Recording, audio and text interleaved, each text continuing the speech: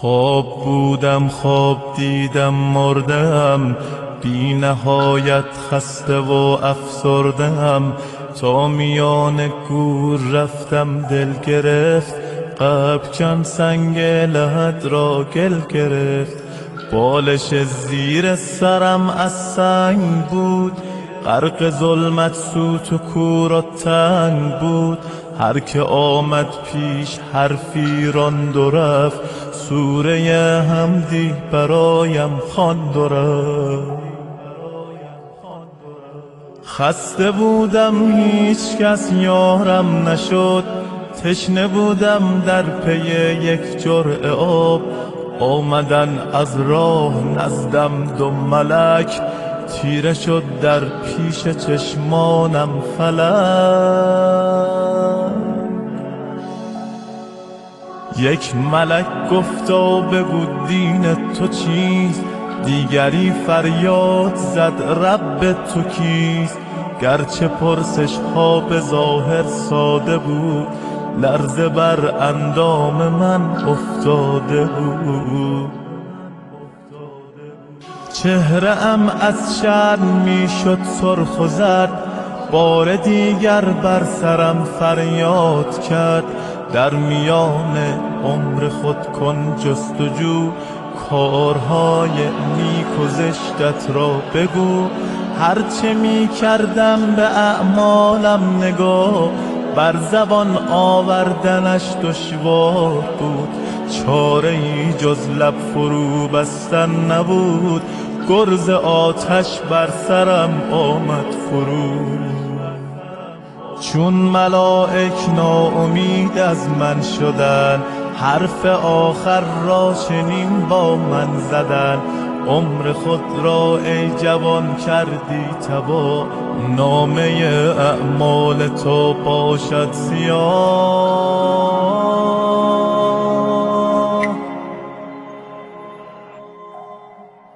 ما که مأموران حق داوریم، پس تو را سوی جهنم میبریم.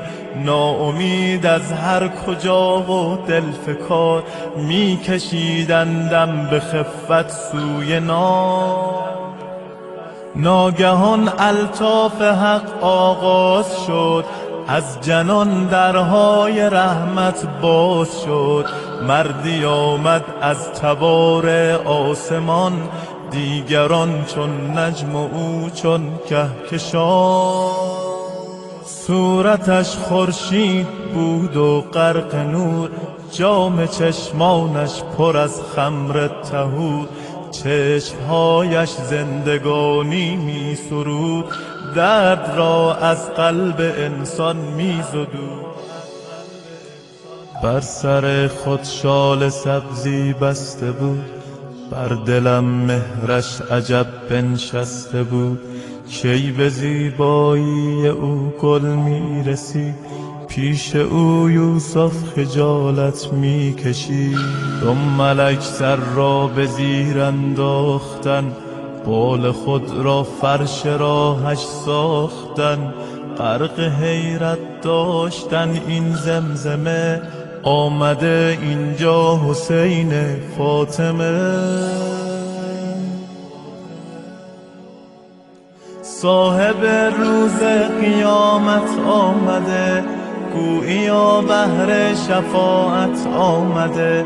سوی من آمد مرا شرمنده کرد، مهربانانه به رویم خنده کرد. گشتم از خود بی خود از بوی حسین،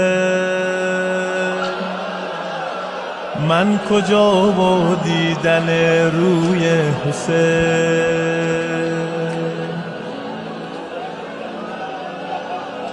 گفت آزادش کنید این بنده را، خانه آبادش کنید این بنده را.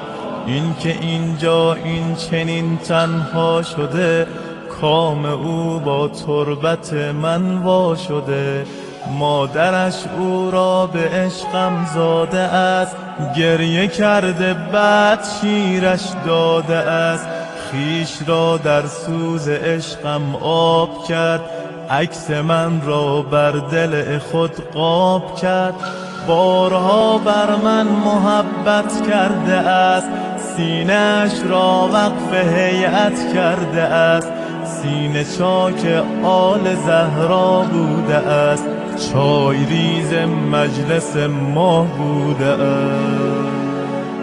اسم من راز و نیازش بوده است، تربتم مهر نمازش بوده است.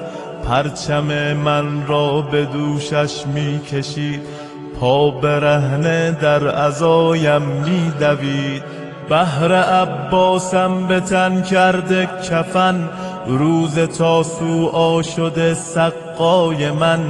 اقتدا بر خواهرم زینب نمود، گاه می شد صورتش بهرم کبود. تا به دنیا بود از من دم زده، او غذای روزه‌ام را هم زده. قلب او از حب ما لبریز بود، پیش چشمش غیر ما ناچیز بود. با ادب در مجلس ما می نشست، قلب او با روزه ما می شکست. حرمت ما را به دنیا پاس داشت، ارتباطی تنگ با عباس داشت. اشک او با نام من می شد روان، گریه در روزه نمی دادش امان. بارها لعن امیه کرده است، خویش را نذر رقیه کرده است. گریه کرده چون برای اکبرم، با خود او را نزد زهرا می برم. هرچه باشد او برایم بنده است، او بسوزد صاحبش شرمنده است. در مرامم نیست او تنها شود، باعث خوشحالی اعدا شود. سختی جان کندن و هول جواب، بس بود بهرش به عنوان عقاب. در قیامت عطر و بویش می دهم، پیش مردم آبرویش می دهم.